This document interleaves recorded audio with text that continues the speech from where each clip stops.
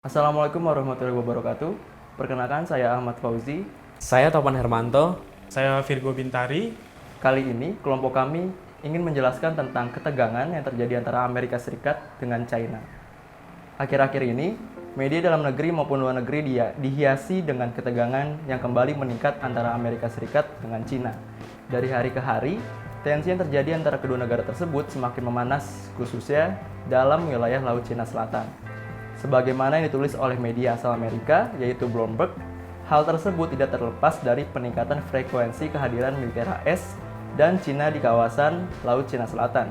Ia juga menambahkan dalam 4 bulan terakhir di tahun 2020, Angkatan Laut AS setidaknya sudah 4 kali beroperasi di LCS, terutama di area di mana sengketa terjadi antara Cina dengan sejumlah negara seperti Vietnam, Filipina, dan juga Malaysia.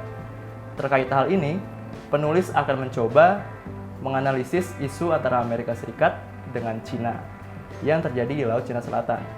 Dari berbagai media dalam dan luar negeri, pendapat para ahli dan juga dampak nasional maupun global yang terjadi akibat ketegangan dua negara tersebut dari faktor ekonomi, politik, dan juga aspek lainnya.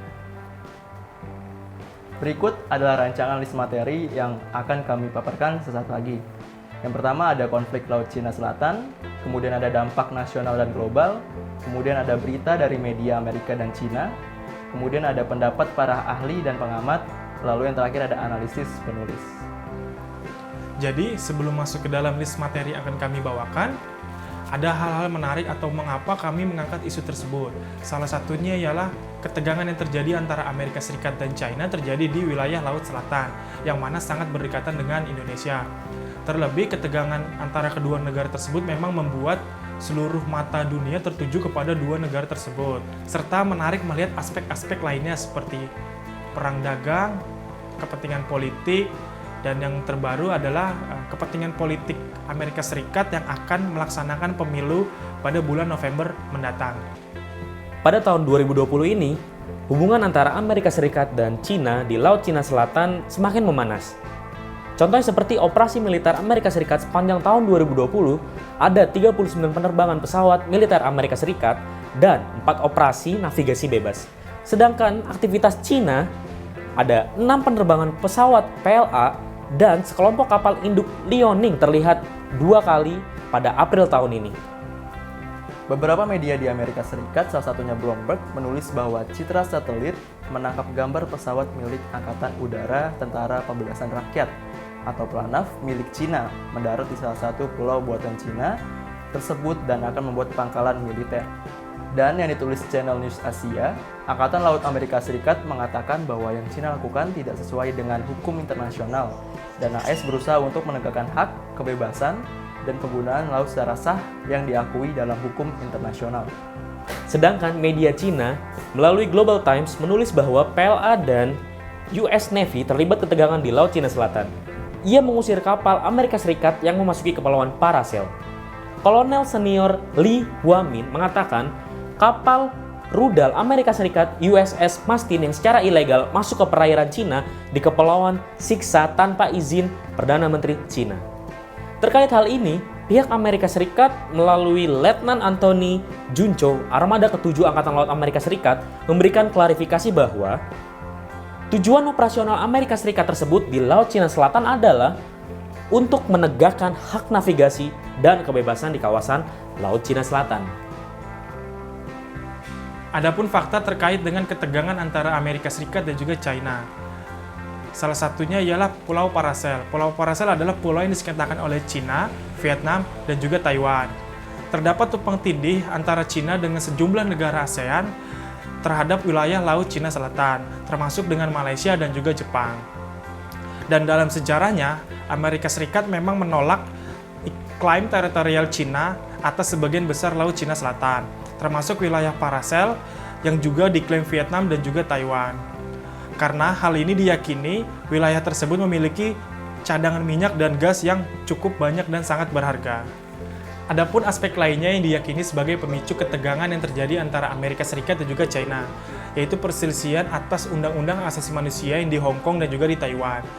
dan juga perselisihan antara ekonomi atau perang dagang, serta perselisihan di wilayah Laut Selatan, dan juga perselisihan soal asal-usul COVID-19 yang sudah menginfeksi 3,6 juta lebih orang di dunia.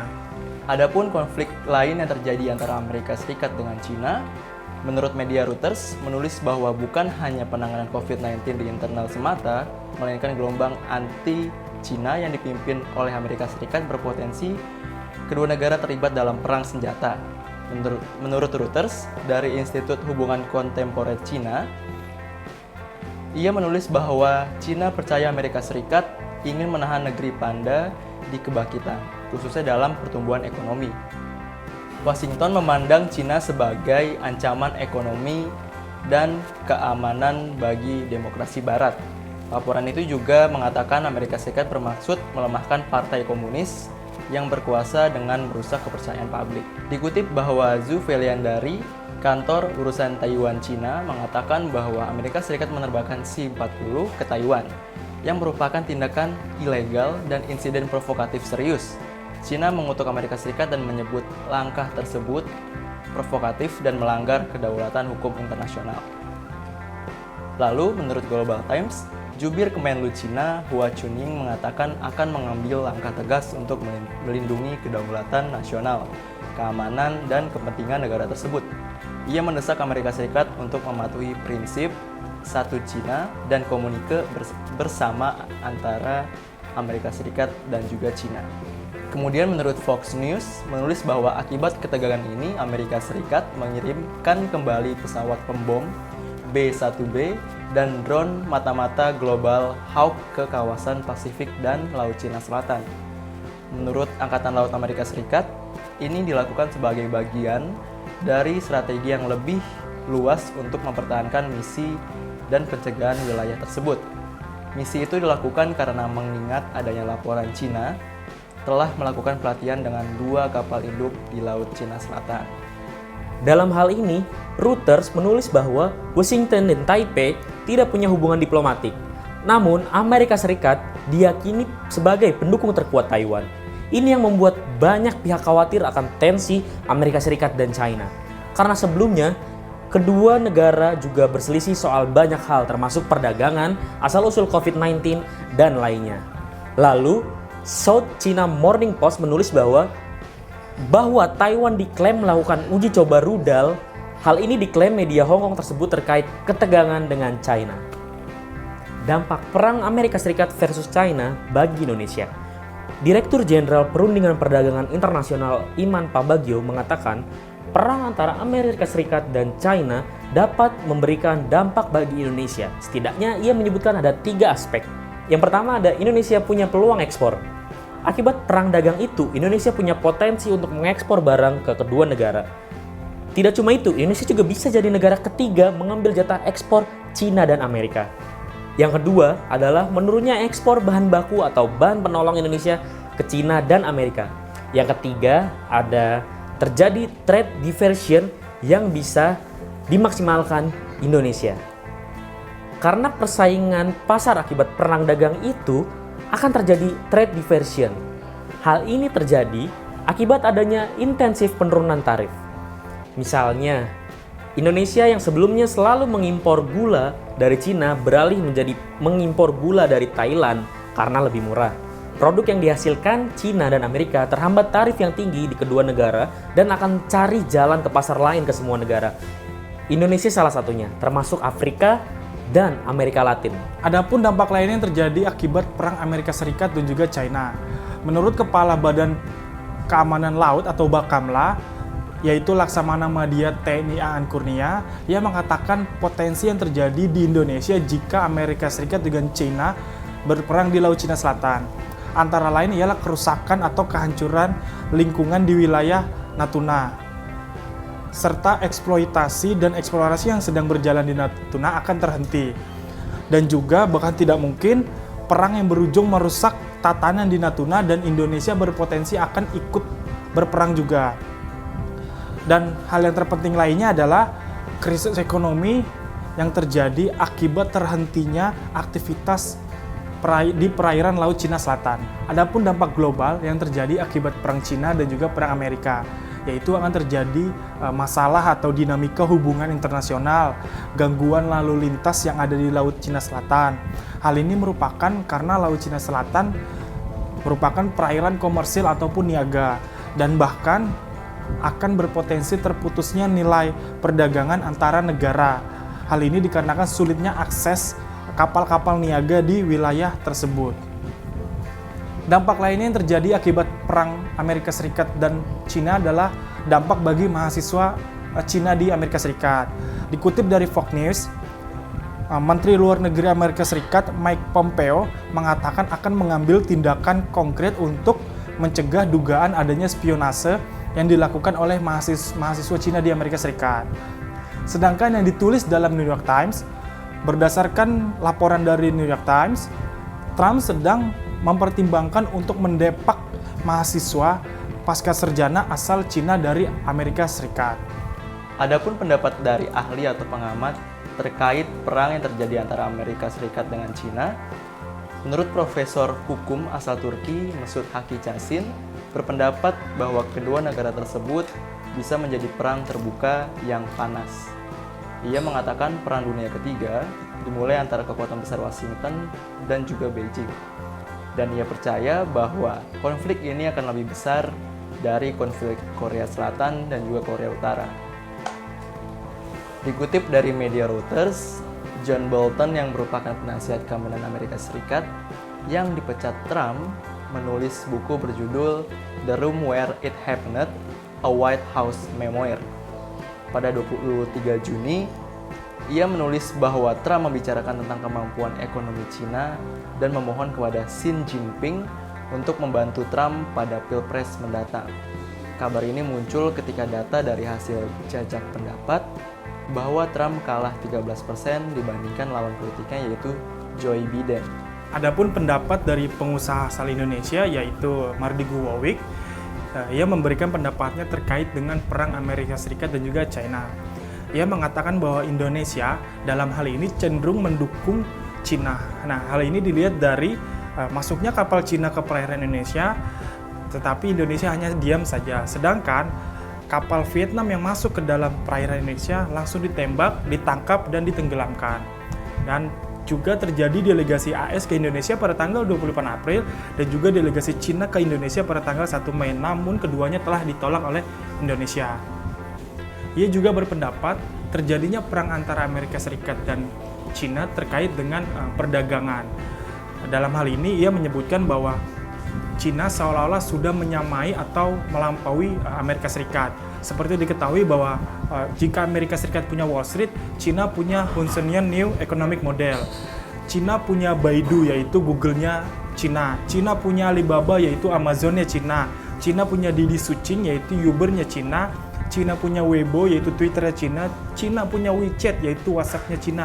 Cina punya Youku yaitu YouTube-nya Cina, dan Cina punya QQ yaitu Gmail-nya Cina. Nah, terkait hal ini Cina seolah-olah sudah menyamai atau melampaui Amerika Serikat. Dan yang terpenting ialah Cina mempunyai teknologi 5G Huawei yang mana dia mempunyai platform OS sendiri yang bernama Hongmeng OS dan tidak perlu atau tidak memerlukan OS Android.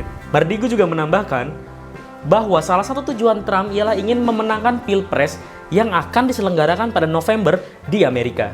Ia mengatakan bahwa permasalahan COVID-19 dan kalahnya perang dagang dengan China dapat menurunkan elektabilitas dirinya pada Pilpres mendatang. Oleh karena itu, ia berusaha untuk menekan Cina atau minimal meminta Cina untuk membantu memenangkan Pilpres. Hal ini juga diprediksi oleh Mardigu bahwa tidak akan terjadi perang antara Cina dan Amerika Serikat karena Xi Jinping pedagang dan Trump pun pedagang dan mereka pun akan bernegosiasi. Hal ini pun diperkuat oleh CNBC. Dikutip dari CNBC, Trump ancam Cina lagi dan membuat Wall Street anjlok.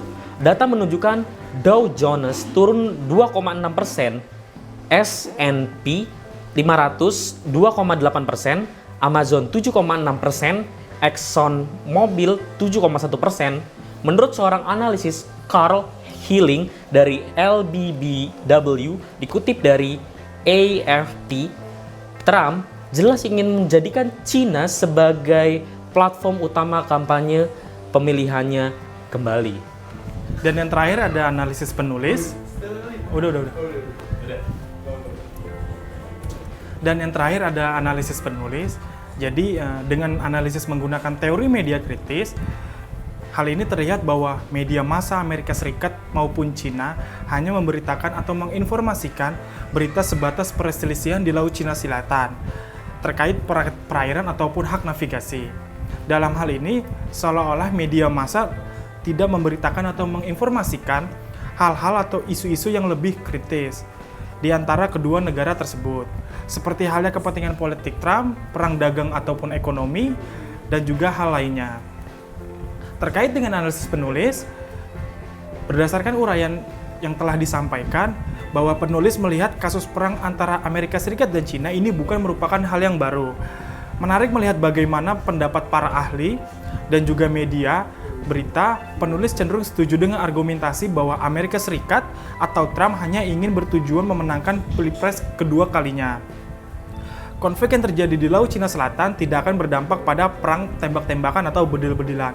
Penulis melihat bahwa akan ada negosiasi untuk tujuan pilpres Trump mendatang. Penulis juga setuju dengan argumentasi bahwa Trump akan menggunakan seluruh kekuatannya untuk memenangkan pilpres keduanya tersebut. Permasalahan yang terjadi saat ini ialah Trump harus menekan angka COVID-19 di Amerika Serikat dan juga melawan perdagangan dengan China. Dalam hal ini, media-media hanya memberitakan terkait kasus Laut Cina Selatan saja dan tidak melihat aspek-aspek politik yang ada di Amerika Serikat.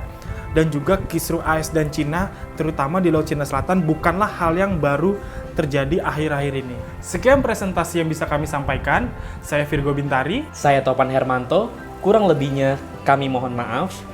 Saya Ahmad Fauzi. Wassalamualaikum warahmatullahi wabarakatuh.